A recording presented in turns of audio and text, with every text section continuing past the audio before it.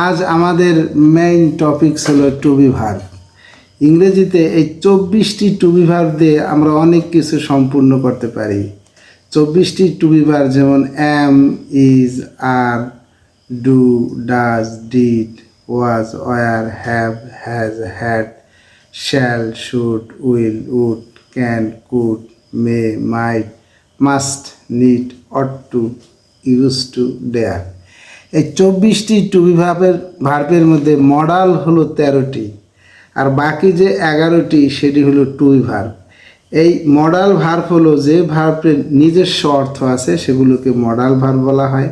যেমন শুড উচিত, ক্যান পারা, মে হতে পারে, মাস্ট অবশ্যই, নিড প্রয়োজন, অট টু তাম, ডেয়ার সাহসিকতা অর্থে।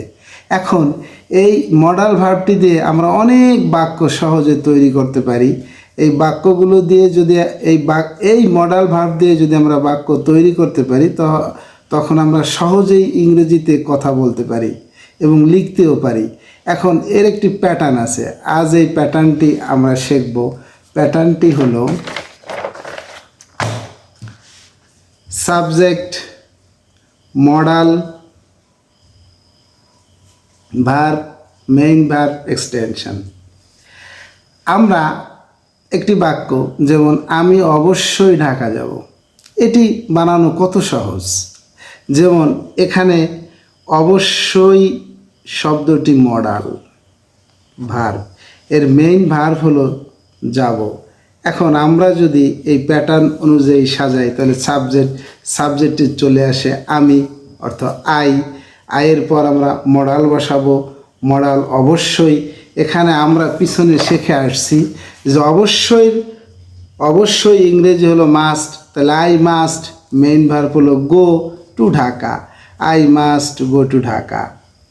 অন্য একটি উদাহরণ আমরা দেখি, আমাদের উচিত পিতা মাতাকে শ্রদ্ধা করা, তাহলে সাবজেক্ট হলো উই, উচিত অর্থ শুড, রেসপেক্ট এখানে মেইন ভার্ব, আওয়ার প্যারেন্টস। তার বাক্যটি কি হলো, we should respect our parents. এইভাবে আমরা বিভিন্ন অর্থাৎ অনেক বাক্য আমরা তৈরি করতে পারি। যেমন প্রয়োজন, I need buy a book, I need buy a book. যেমন তাম অতীতে হতো এখন আর হয় না, এরকম অর্থ যদি বোঝায় তাহলে তাম ব্যবহার করা হয়।